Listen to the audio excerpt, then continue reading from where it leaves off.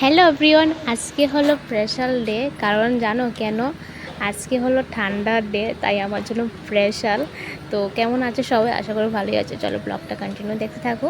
ছোটোখাটো একটা mini blog তোমাদের জন্য নিয়ে আসলাম। এই যে দেখছো দিনের অবস্থা, কারণ আজকে ঠান্ডা ঠান্ডা মেঘলা মেঘলা, ভালো লাগছে। আর আমার ফুলের বাগানটা একটু দেখবে। ফুলের বাগান ঠিক আছে, কিন্তু ফুল নেই।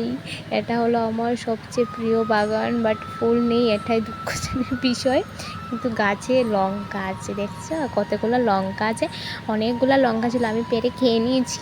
তারপর তোমাদের সাথে শেয়ার করছি, কিছু মনে করো না, ঠিক আছে? এই যে আমাদের দিকে মানে সবজিও আছে, সবই আছে। আর আমার পাপা দুষ্টুমি করছে, দেখছো?